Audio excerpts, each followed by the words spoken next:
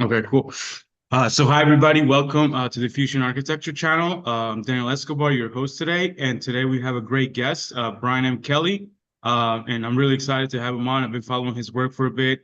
He also put out a book about AI in architecture last year. We were just talking about, seems like a little bit outdated, but it's still fascinating to see how fast this field is moving. And I also been following his work on I guess essentially using like these image generators to create a 3D point cloud and experimented with the idea of generating 3D objects out of it.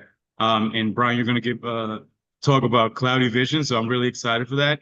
And also, Brian is a professor of architecture in the master's program at the University of Nebraska-Lincoln, and he explores a lot of these concepts, including authorship and in the age of AI for architects and designers. So, Brian, welcome. Really excited to have you here, and I'm looking forward to this presentation and the conversation. Great. Thank you, Daniel. Appreciate the invite and opportunity. So let me share screen here. Sure.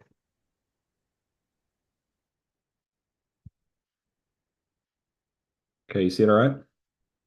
Yep, yeah, it's working. Okay, again, thank you for the opportunity to join today.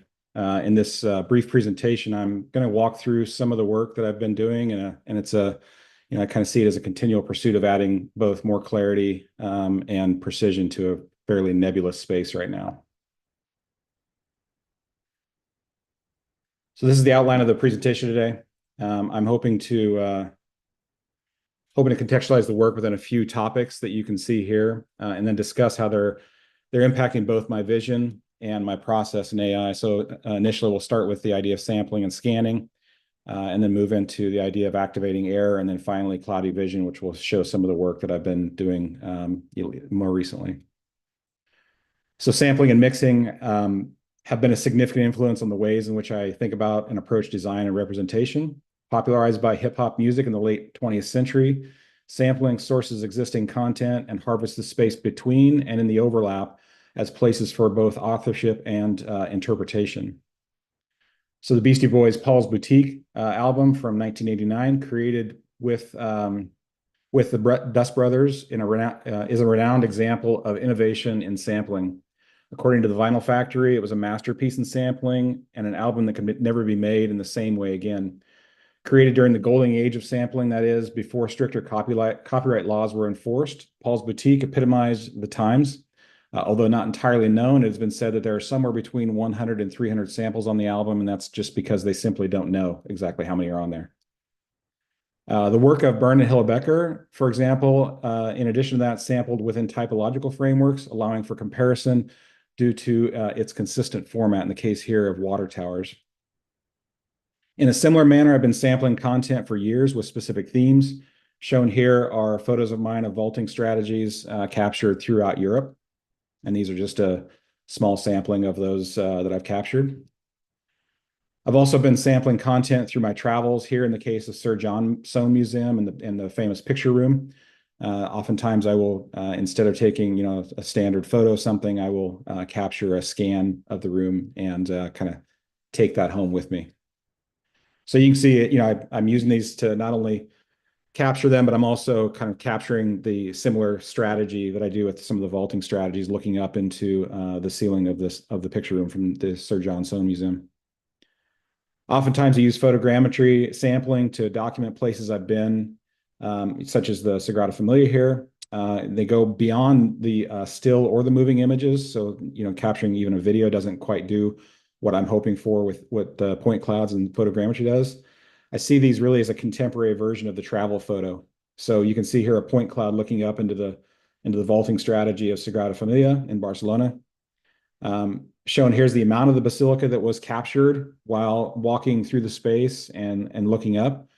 The point cloud with 7 million data points was developed from 12 mobile phone images. So the sort of exponential quality you can get from 12 photos to then, a dense point cloud is quite amazing. This video starts under the cathedral and moves to the exterior of the mesh model, seeing the volume as a space positive in a very similar way to what the way Rachel Whiteread starts to look at space positive. This travel photo gives me the opportunity to learn from it, to return to it for extended comprehension and analysis, as you can see here with the point cloud. Additionally, it gets a quite precise representation of the actual space, something that you're probably never going to capture again in a sketch or a travel photo. Capture different places, things like, again, kind of looking at the series of column capitals, in this case at the Alhambra in Spain. Taking those, and these are just captured from my phone, but then reprocessing those through other digital means and kind of combining representational strategies to be able to communicate those. I also really appreciate, you can see in these two videos here, the way in which I can kind of extend my understanding of something. The Alhambra, if you know much about it, is really based on this idea of water. And the video on the right, you'll see as I cut this section through it, it's almost as though it's cascading water down vertically through the space, which I think is very reminiscent of what's happening at the Alhambra.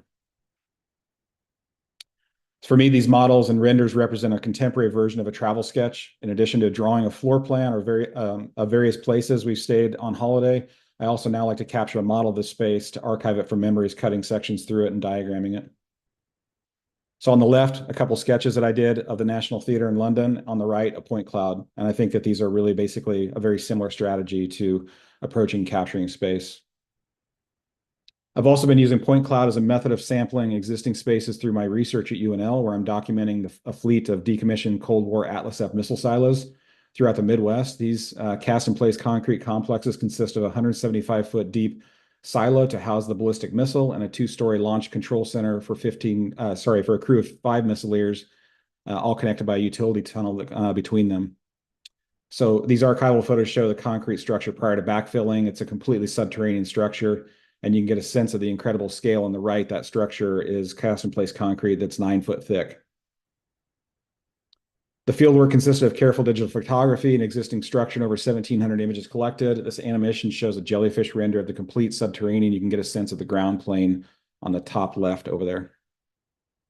So I've accessed several of these Atlas F silos, used photogrammetry to scan and develop 3D point clouds of the and meshes of them. Various manifestations of the model include, as you see here, a point cloud with 42 million discrete points, triangulated mesh, material mapped mesh model, and then the ground plane can be seen above in this situation. So it's completely subterranean.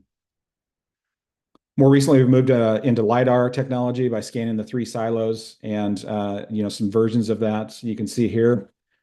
These point clouds and subsequent translucent images are offering more precision and clarity to the buried architectural body. They project an image akin to a medical scan of a body. Beatrice Colomino wrote that, quote, "The X-ray exposed the inside of the body to the public eye in a manner similar to the modern building unveiling its interior, subjecting what was previously private to public scrutiny." And I think the point cloud really starts to do this well. We've used these scans within the studios at UNL to start to overlay them, analyze them using things like Cloud Compare to understand the ways in which the different silos, which were prototypically built, they were meant to be the same structure, built 72 times around the US. And these images are starting to show these sort of heat maps that are analyzing and kind of comparing the different versions of these silos that were built. As well, showing these in isometric cut sections to see the variation between one place to another. One of them is blue. So the one in Seward, Nebraska is blue, and the one in Beverly, Kansas is orange here, just as a comparative data. So moving on to error, I'm going to encourage you to try to shift your mindset to one which sees the creative potential of error rather than seeing error as something you want to try to get rid of, which is what I think the connection I'm making to this is that's what AI is really trying to do right now, is to try to remove error from the process and make it more and more, kind of aiming towards perfection. So as a licensed architect, I don't want to downplay the importance of eliminating error in the built environment as a component to maintaining health, safety, and welfare of the public. The E&A industry is one of the highest average costs for premiums of E&O insurance, as you can see here. So it's definitely an issue that needs to be thought about. But to entirely remove error from the process reduces design process to a set of prescriptive steps with a well-known outcome. The risk of error has always been part of the creative process and not always seen as a negative byproduct. David Pye suggests a mindset which embraces what he refers to as the workmanship of risk. I was educated in a time of transition from the analog to the digital, and artifacts from these new technologies were celebrated in art, dance, music, and architecture. Error, fracture, glitch, sample, and other imperfections were compositionally integrated into creative expressions. So images of a thesis model of mine from way back that you can see definitely starts to integrate these ideas. And I think that AI has allowed me to kind of come back and really rethink some of these ideas and reprocess them into more of a contemporary vision of that. So we're seeing from a couple screenshots of this Instagram account where they're using the same prompt, Donald Trump and Barack Obama playing basketball. On the left, you can see there's error that's really throughout the image. In March of 2022, it's becoming even more precise. And then on the furthest one, which is the one I did, January 2024, you can see that the error is significantly different than it was from March of 2022. As a side note, you can't put this prompt in anymore. It won't let me actually see what the results are now because it tells me that it's not an allowed prompt.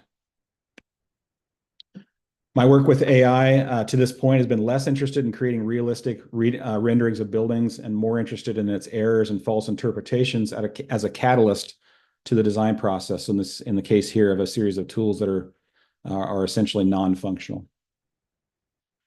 Early Midjourney, as an example, has allowed me to return to my fascination with medical imagery and scientific illustration with renewed vigor. Pixel-based AI's interpretation of human anatomy is largely based on visual condition without an understanding of anatomical performance. And so it's just purely looking at the visual to try to understand what the performative aspects are. I think one can easily compare these AI anatomical images, at least the early ones, with early anatomical drawings, such as the one on the right by Da Vinci. Both of them, I would argue, exist toward the beginning of comprehension. AI error in the development of architectural facades has been an exciting opportunity to challenge my professional judgment in the case of these facades here, where it's starting to project performative things of circulation and things like that on the top. And on the bottom really was a series of looking at ways in which there's another layer of authorship that goes on the outside of the building that is not under the control of the designer that maybe happens later in its building lifespan. This series as well explores the compositional impact of mechanical retrofits on facades. Possibly, you could argue this might be a contemporary version of Archigram's Bowellism.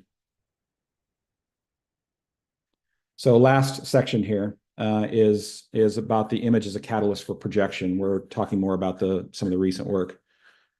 So in a society fixated with the image, what is the contemporary role of the image? Is it capturing the next best Instagrammable moment, or is it to develop a compelling render?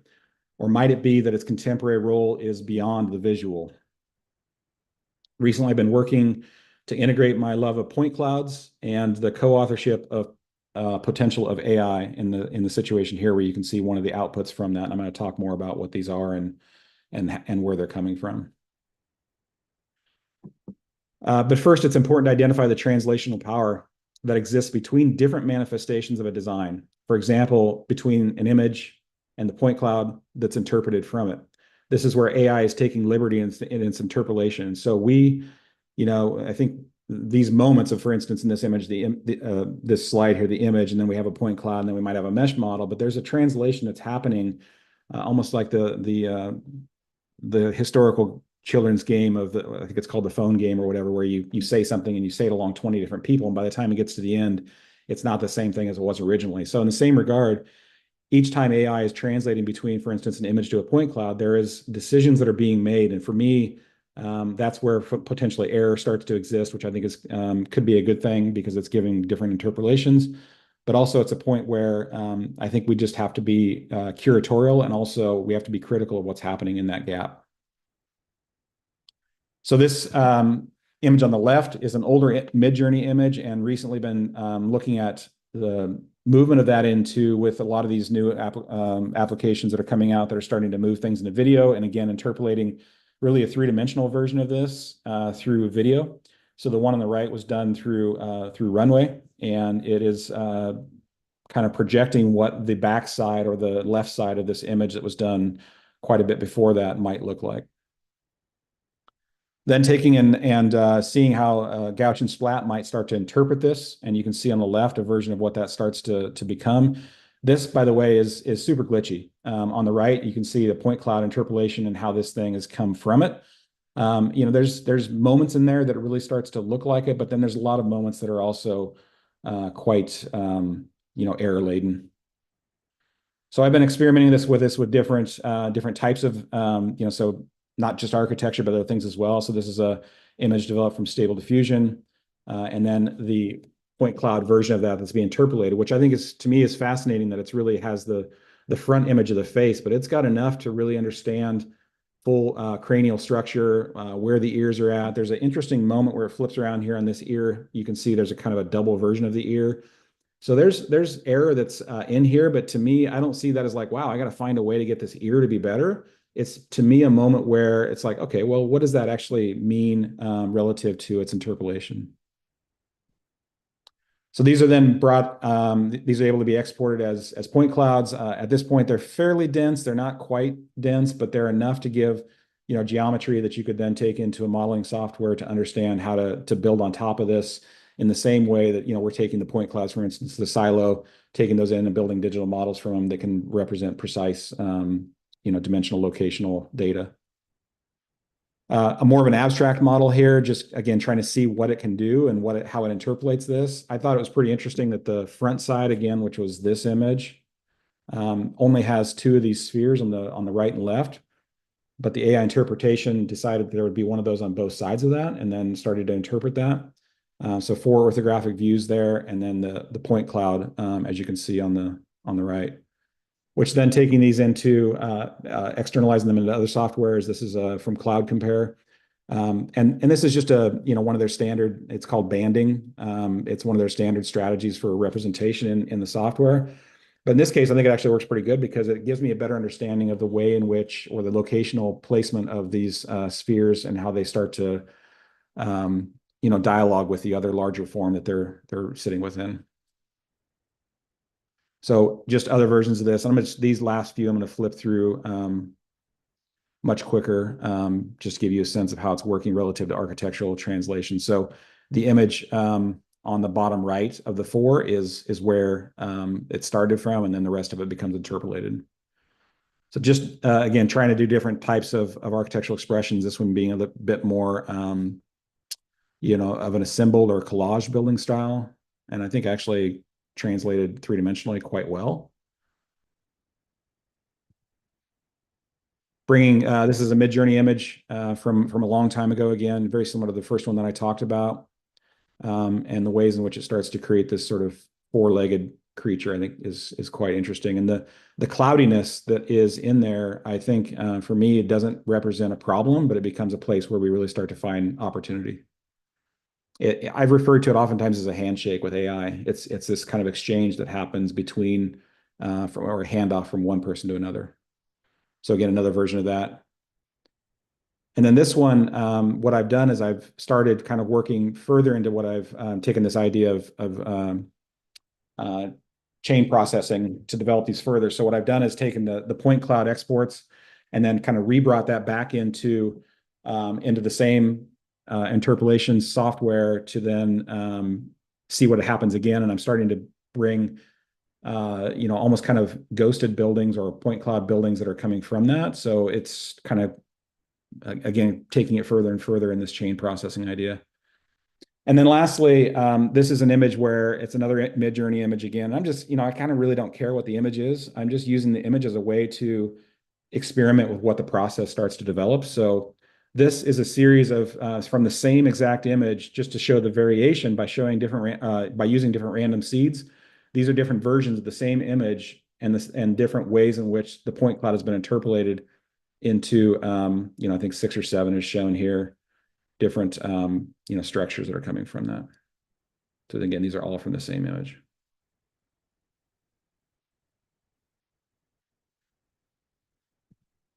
Last one here.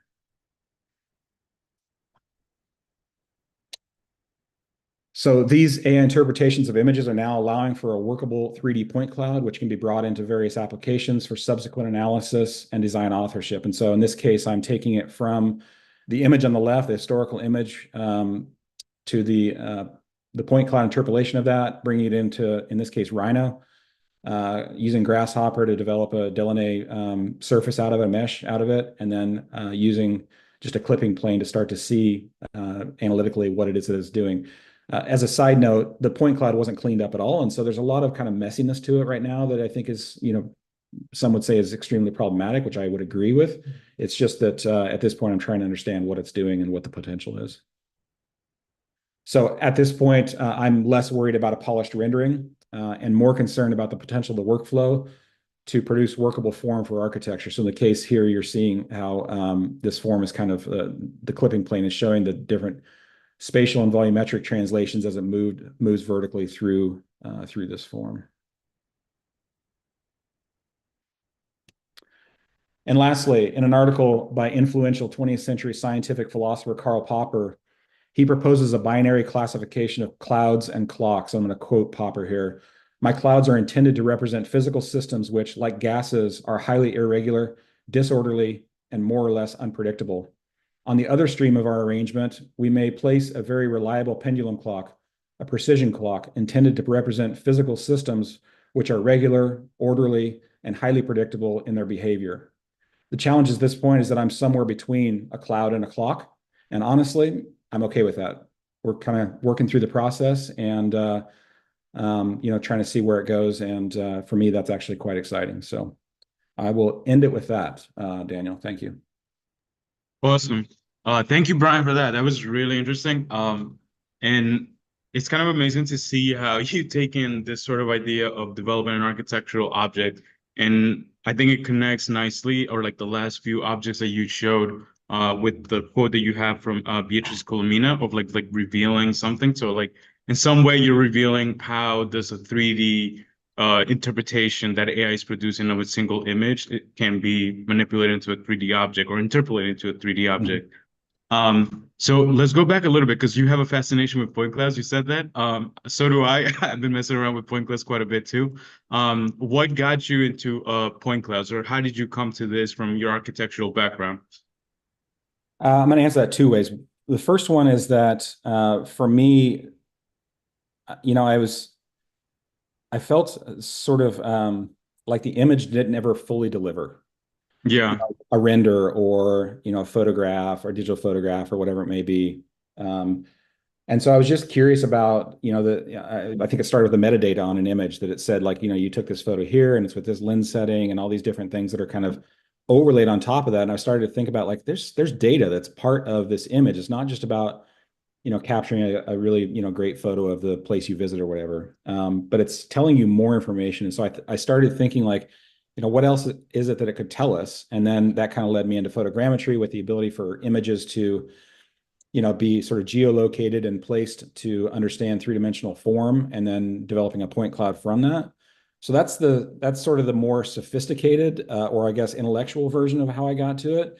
The other side of it is just I think they're beautiful. The sort of ghosty and translucent versions of them, to be able to see through something like the silo that is exceptionally thick concrete and a ton of steel reinforcing, to be able to represent that in a way that has never been seen before, I think has incredible potential to it. And so it becomes a way of us understanding, I think, an architectural building or really anything, but for me, a piece of architecture in a way that's much deeper than what was originally, maybe shown through a photograph. Yeah, yeah. And I think it's kind of interesting because it does work like an X-ray in some way, right? And professionally or like when you work in the field, like that's using like a LiDAR scan or one of these tools can get to like very exact precision, right, of a scan, which makes it really useful for like if you're trying to reconstruct something or actually bring it into a 3D model that you can use in architecture. So that ability of being able to use technology to sort of unearth the built world is kind of fascinating. And then how let me go back a bit. So you teach do you teach this in architecture master's program that you're currently a professor at, or are you kind of using this more as an experimental way for you to see what the potential of this is? I think the answer is yes, and so I'm using it. I'm experimenting with my own research and my own sort of creative processes, or just for my own interest of trying to figure out how it works. And then from there, I'm also taking parts of that. Once I get a process to be, to where I can at least give some instruction on it and give some direction as far as how it might work. I almost so I'll present it to students and give it as option of kind of working through some variations on that. I also will, because at that point, there's error that's part of the process. I will oftentimes, present also the places where maybe it's not quite worked out, or maybe there's problems with it, because I don't want students to get started on it and they're thinking, well, this is great, but this doesn't work, or this part doesn't work, or it's glitchy here or whatever. And I think that for me, I try to again present it as, and that's why error for me is important, at least your perception of that, is that you have to have that mindset of being like, okay, something's not quite working right here, but at the same time, there's a huge potential in that. And so I will, I oftentimes readily admit the incredible benefit that, I have as an instructor, where, I can bring a concept into a studio and have, or any kind of class, and have, 15 students or however many students are enrolled in that course explore it as well. The huge benefit to that is that, they'll do anything with it. They will Mm. try it, break it, they will push it, they will test all kinds of different things. And for me, that's super exciting. I love engaging in that dialogue with them. And so, I do definitely bring it in, but I don't bring it in as a polished, like, a set, like a tutorial where do this, do Hmm. this, do this. I do it as a, sort of, I work along with them to try to figure out how, we can, obviously the goal is to kind of keep pushing it further and further. And so when they break it, we learn something about it, we try to fix it, and we find ways to then keep pushing it even further beyond that. So um, it's a huge opportunity for the dialogue back and forth with the students that again, I don't take lightly. Yeah. No, and that's really cool because it is a very, or at least the 3D generative part, it's a very recent technology. I think within what, the last year or so, you can Mhm. actually take an image and get the, 4, 6 sides of the image from a diffusion model. So it's like fascinating that we're trying to break these things as like designers or architects. Whereas like the tech side, or like the people that are more focused on developing like I think you mentioned it pretty well, like they're focusing on making it more realistic. They Yeah, want to and achieve high realism, right? yeah, we see that with, even just, I keep saying Midjourney just because it's the thing that most people probably know Yeah. and most people have probably used. It's fairly ubiquitous now. And even just with that, the sort of version 2, 3, 4, whatever, they had things that a lot of people probably looked at and they're like, man, that doesn't work. And that's, Mm. but I had series, image series that came out of that for me that were interesting, just to see how, at this point, like, how is AI thinking? If it is an artificial intelligence, if it is an intelligence system, it has a process for way it thinks about things. And so, like one was called Poor Circulation, where I was highlighting the ways in which it would do um, stairs in ways that they just didn't work. They Hmm. didn't follow code. They were, you might have a riser that's, a foot, and you might have one that's like 2 inches, and they were inconsistent, which obviously is against code as well. I was most interested in those from the standpoint of a good performance, because it's trying to understand performance that is oftentimes measured in numerical data, and it's trying to do that through visual. So what does a mechanical system look like? Or what does a structural system look like? Or a circulation system look like? And not understanding the ways in which it's formed is based on performative agenda as opposed to a visual agenda.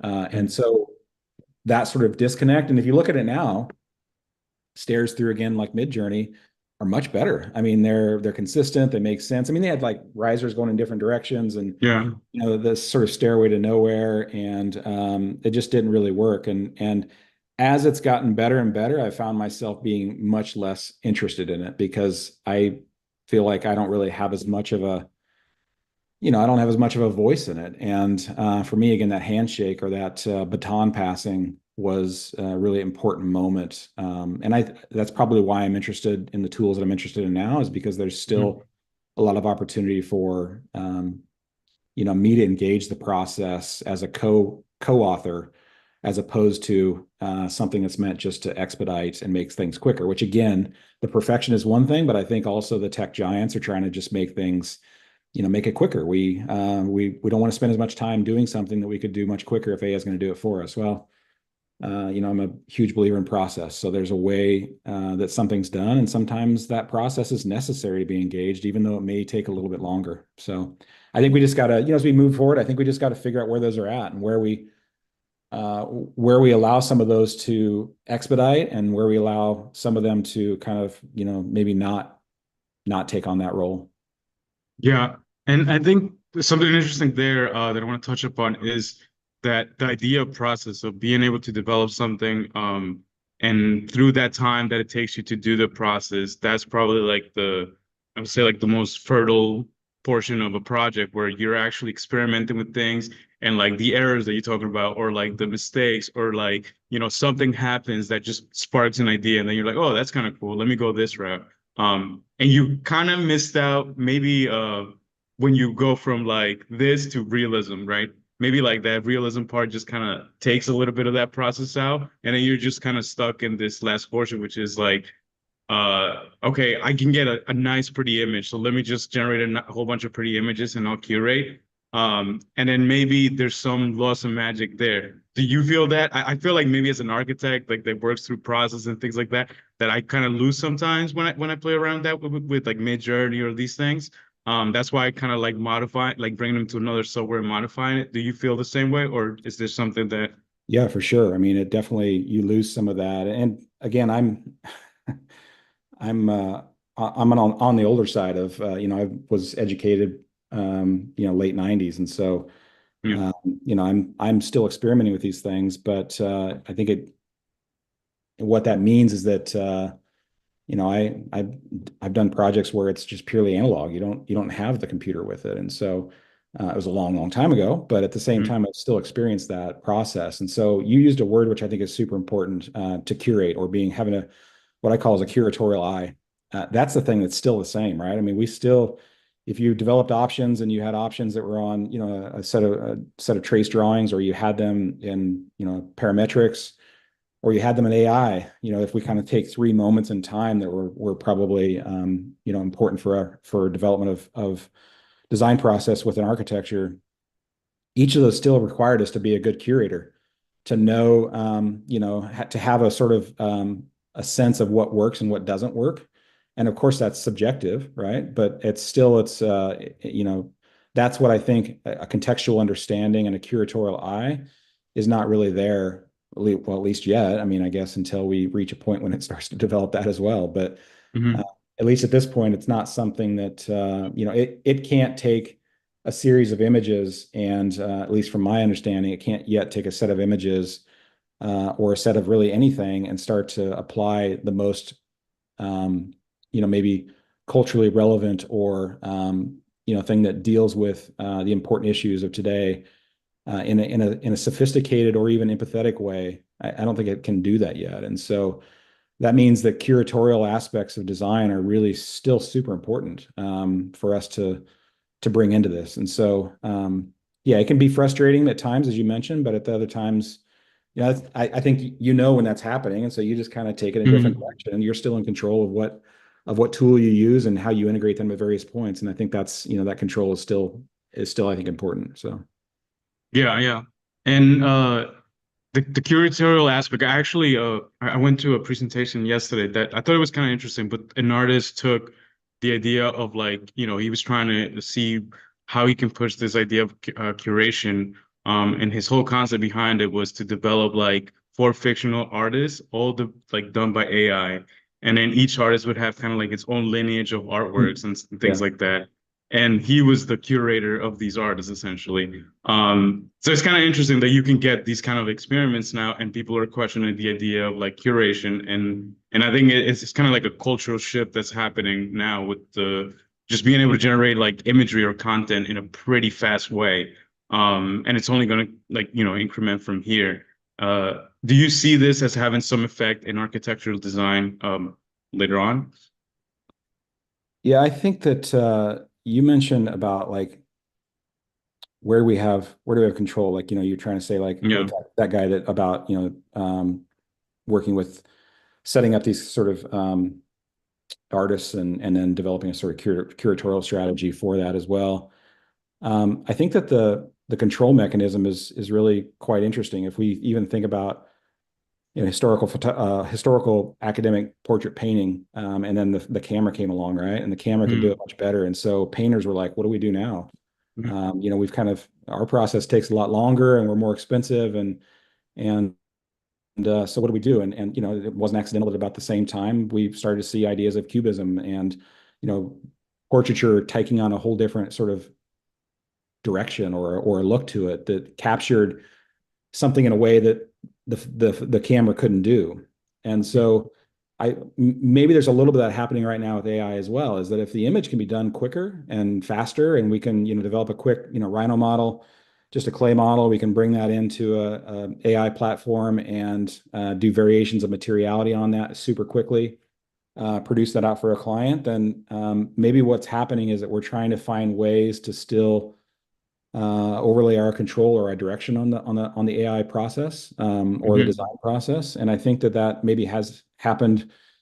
Like maybe I guess what your sort of discussion brought me to think about is that I wonder how this is even happening other places as well. That people are starting to question if something's done quicker, and it's doing it quicker and maybe better because it can capture a quick sketch of something much quicker than I can do it. That's for sure. Yeah. And so if that's the case, then I start to, even in the same way I mentioned about with historical academic portraiture, uh, what's the role of me in this process? If there's other tools that can do it much quicker, what's the role of the architect in this situation? And so I think there's a lot of people wrestling with that question. I personally don't see it as a threat. I just see it as another tool. I think a good designer is going to still be able to engage the process in a meaningful way. It just means that it's going to look a little bit different.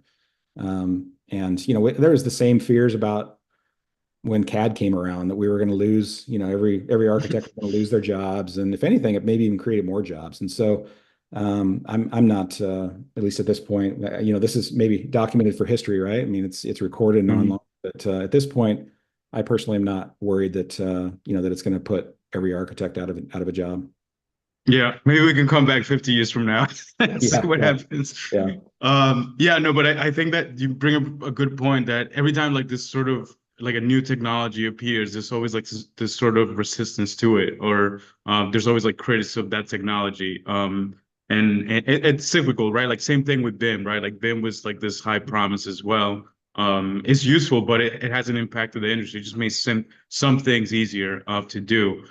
Maybe like AI, the same, it's going to go like the same way. It's going to make some things faster, more efficient to do. Um, I guess and one of the quick things as well with that is that I think that it's important for us to, I've mentioned a few times that of kind of looking back to history.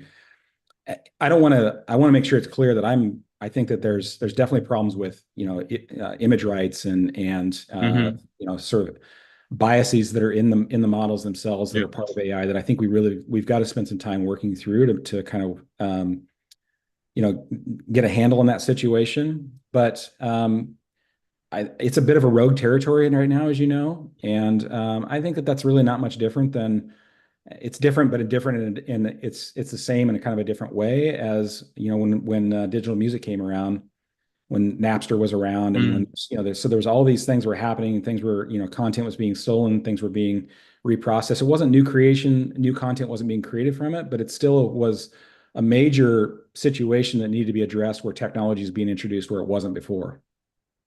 Out of that came things like Spotify, Apple Music, all these kind of different platforms that are out there. And there's a lot of people. I'm not a musician, so I think there's a lot of people that would argue that model hasn't paid them or given them the same rights that they had before. But it's also allowed for music to be much more quickly accessed, and mhm, it's allowed for a wider audience of people to not have to go through the same process of getting signed to a record company and somebody releasing their album and it being seen in the traditional ways. It's a much more open source and accessible system. And so I think we're seeing that with architecture, and I think architects are a little bit worried about, like, okay, well, now somebody can go in and just type something into a computer and get a rendering out of it. Well, it's not.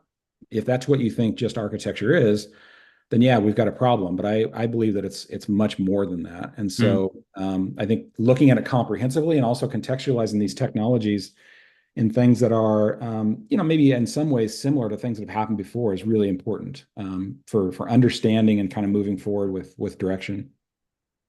Yeah, no, yeah, and I think it makes sense, and I have talked to some people that are not trained as architects, but have been using like AI to generate like concepts of houses and things like that, and they were able to get clients off that, and then they started developing their sort of projects from there and build up from there. So it's definitely it almost is like kind of what you're saying, like this, it's kind of having like this Spotify moment where like now you have platforms that appear, and then now it's like easier access for other people to I don't know, I guess be discovered or put out work that then the world reacts to it, and somehow that opens up new avenues of value and things like that. For sure. And Um there's also good work that comes out of that and bad work that comes out of that, right? So I mean, it's yeah. the same thing as music, right? There's gonna be some good music Yeah. comes out of it, and we're also gonna have a stream of bad music that comes out of it. So, and it's again the curatorial eye, right? You gotta know what it is that fits the right system. So Yeah, yeah. And I wanted to talk a little bit more about like sampling, because sampling, like you mentioned it here, it's also a word that is common also used in like AI and statistics and things like that.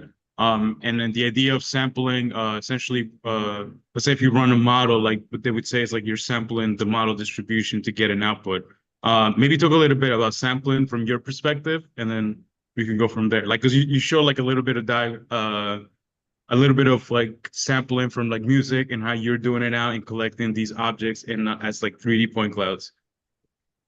yeah, I think that I absolutely love Paul's Boutique. And it's one of those albums that was not well received when it was first released. It's now something that people looking back on it are really seeing how important it was. But um, again, that was something, there's sort of maybe the intellectual version of that, and there's the less intellectual. And the less intellectual is I like the music, and I'm super interested in how, some of these pieces were, De La Soul as well, that if you there's videos online that kind of show the different samples that make up these pieces, and it's just a layering and layering and layering of content to create something that was never there before, and in a sort of almost kind of montage theory sort of strategy where you're assembling and assembling and assembling and something new that was not in any of those, but it comes out of the sort of result of the overlap of them.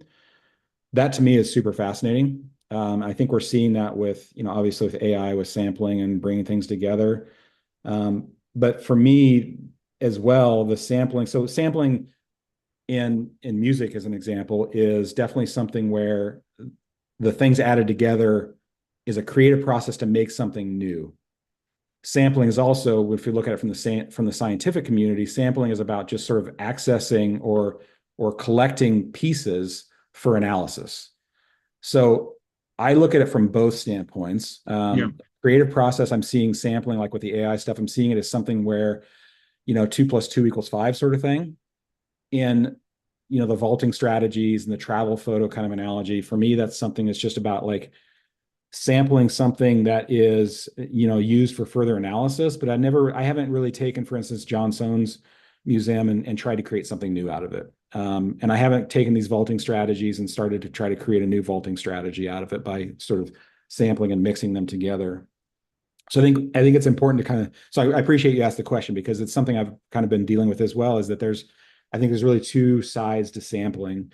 Some would maybe argue different. I'm not a musician again, and I would be curious to speak to somebody that could give me, maybe a more comprehensive understanding of that. But that's at least from an architectural lens. That's how I view it. And it's something where I, I have so many, I've done a lot of travel, and you've seen a lot of places, and your mind has so many images and so many thoughts about projects. And oftentimes I've used those in my own brain, almost kind of sampling and pulling those together to think about how they start to create something new. And so I think it's a go-to for me to try to explain, if nothing else, how my brain works, Mm. to then think about how it gets applied to the design process. What I think is important though is it doesn't become a collage where Mm.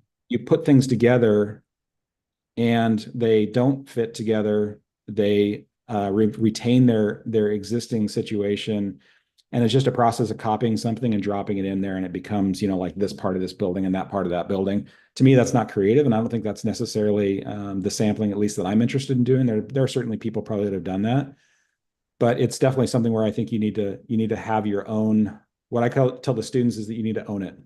It needs to be something Mhm. where you take it and you analyze it, understand it, dissect it, bring it back together and think about what it becomes in its new sort of variation, as it's then mixed with something else and mixed with something else, because inevitably as those things get mixed together, it becomes a new thing. It can't be the same thing because it was Yeah. not in the same context or the same, I guess, connections it had before to existing things. Yeah. And I think that so one of the topics actually that comes out of that is the idea of originality and being able to create something that's original from like AI or whatever technology you're using. And I think architects, artists, or people that are kind of like in the creative space, we always strive to create something that's novel, that's original. And I think this is also bringing like topics like what's it called, IP, right? Intellectual property. Yeah. So yeah, intellectual property. And how that might tie now into like the age of AI, where you can produce so much content. And I think recently Adobe released some statements regarding that they want to be able to have a way to verify that an image is created by AI, because we're just flooding the internet with AI generated images, and it's Yeah. getting to the point where we're not going to know, especially as the quality of realism increases, we're not going to know what's real or what's not, right? So there's the battle of objective truth. What do you think about that, and like the whole idea or like the concept of intellectual property as it evolves in this time and age? I heard a story probably a year ago, and I'm not sure if it's true or not. So, but I'll just tell it as an anecdote that Sure, sure. there was a set of text there was a AI generated text that was put into a one of those plagiarism detectors that was also a plagiarism detector that could it said it could detect AI. And they put the text in and it didn't even know that it was from AI. So it wasn't able to determine its own text. So I think it's going to be difficult. It seems like, well, I mean, they keep moving forward, but I think that may be a challenge that's going to be difficult to get to, is finding that. But there is, as far as copyright law, the text or the phrase that they use within that is a modicum of originality. Hmm. What courts determine as a modicum of originality is a pretty low bar. So, if you can prove that it's different in this way or that way, it doesn't necessarily have to do with a percentage. It doesn't have to be, like 5% of an image or 85% of an image has to be the same. It has more to do because it could be that, there's a small portion of an image that really becomes an identifier for it. That's really the heart of the image, and it could be only 5% of it. So it has to do with, what they call a modicum of originality. And that's super difficult to determine. Copyright courts and copyright lawyers and things like that have spent a life working on that stuff. I would say that I don't really necessarily have an answer for that. It's just that I think that originality is, as you mentioned, it's a super difficult thing to get a beat on. What is originality? Does originality exist? I don't know if you've had the situation. I know that, as an example, back when I was even in school, you design something and you think it's pretty original, and then you see, a couple weeks later or a couple years later, or whatever, you see an image and you're like, oh, that piece existed before I did. And so you're thinking to yourself, did I actually Yeah. see that maybe? And was it in my brain? And it kind of came out, in a way that wasn't intended, or am I just thinking along the same line as somebody else that did the same thing? Or, so I think originality is a pretty difficult thing. And I'm not a huge believer in the fact that you can create a bunch of novel things. I think that a lot of things have been done before. I personally don't Hmm. think it's actually the role of the architect as well, is to just be searching for creating the next new thing. I think it should be something where you are trying to, trying to have a fresh take on it and think about contextual things and make it something that's appropriate for the setting that you're going into, and hopefully has a fresh take on a lot of different things. But for it to be completely original, especially when it's using things that are, again, from copyright law, are called sans affaire, or things that are normative, like doors, windows, things Hmm. that are not copyrightable because they're things that are just exist, in a lot of places, those things can't be copyrighted. So when you're using a lot of elements in a composition of a thing, that a lot of those elements can't even be copyrighted, it produces even less space that you can be, original. And so Yeah. it's a super difficult concept, at least from an architectural standpoint, I think. But Yeah, and I think because I've seen more of this happening, I would say like in the music space, because the music space is super interesting in the idea of like copyright and intellectual property, where these new models are popping out that you can say, okay, give me a song like this artist, give me the tempo like this artist, and then mix it all together, and then it creates like a new piece. Yep. And what if that song goes viral, right? Like, Yeah. what if that happens? And how do you attribute like the people where you can't really trace it back into like, who contributed to this song, let's say. For sure. And maybe I don't know if that would affect, let's say, architectural visual arts as much, because we also always like kind of like you say, we throw things in together, and there's things that are more commonly used, right? Yeah.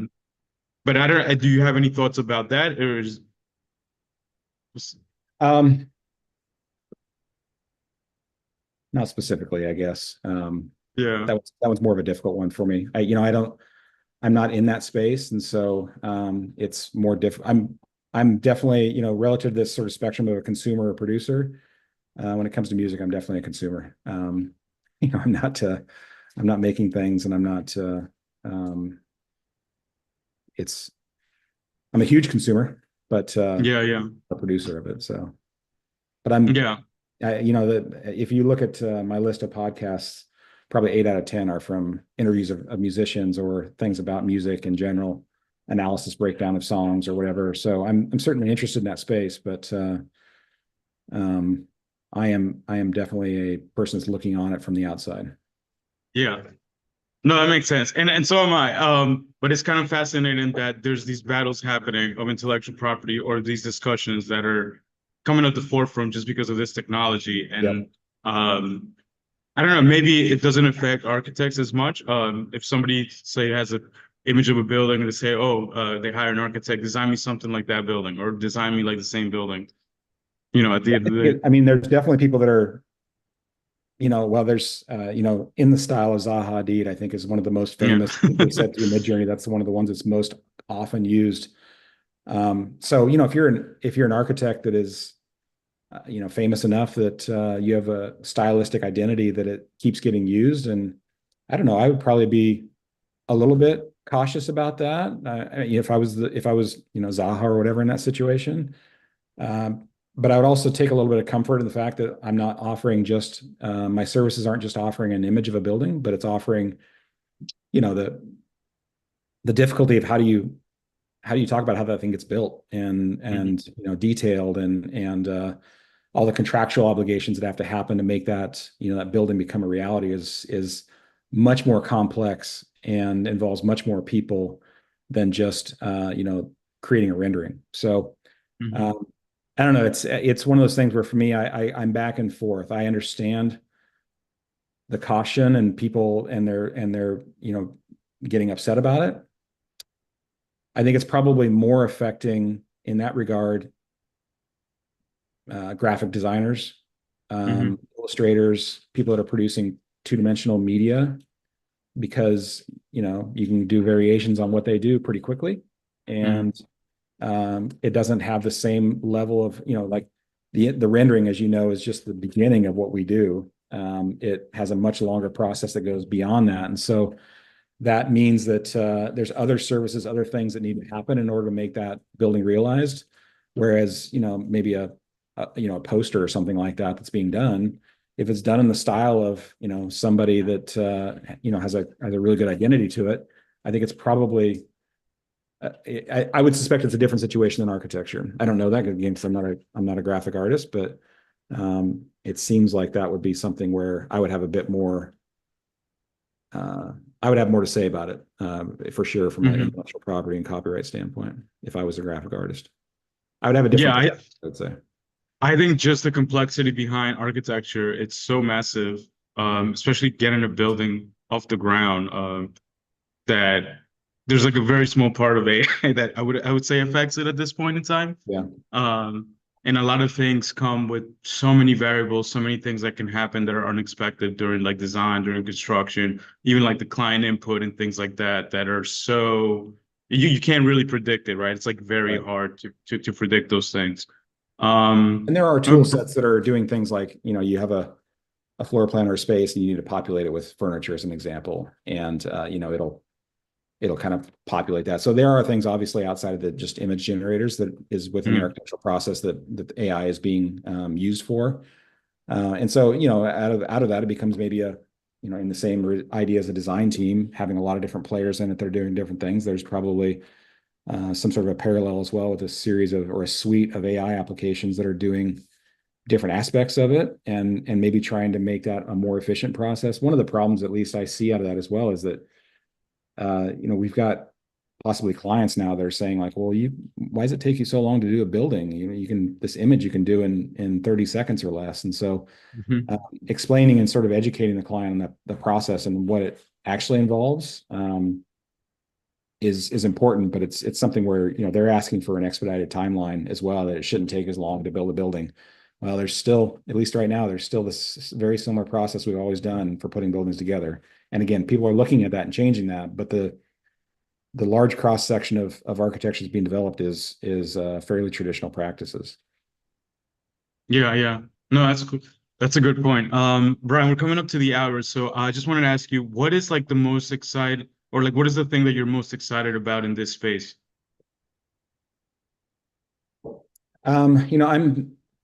I'm kind of excited about right now what I'm working with the point clouds and just more in general, not my work, but more in general, the point clouds and the 3D interpolation and what it starts to do. I'm continually trying to find ways to co-author with it. So I'm, back to the thing I was saying before, that it could be a situation where we just continue to expedite, but I'm certainly interested in how we partner and there's things that are because I'm, as a licensed architect, again, there's times that there was things that being proposed in some of those facades. I'm like, that just doesn't work.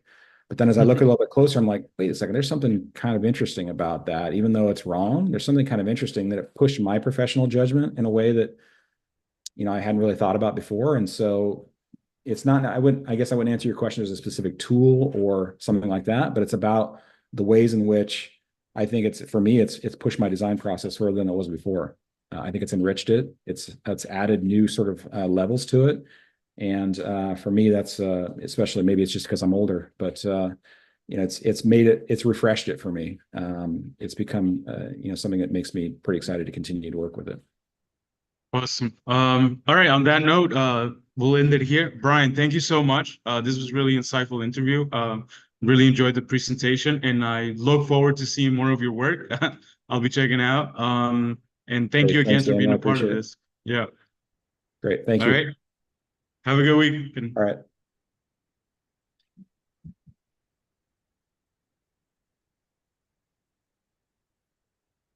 Okay. We're off. All right. Live stream. It should be.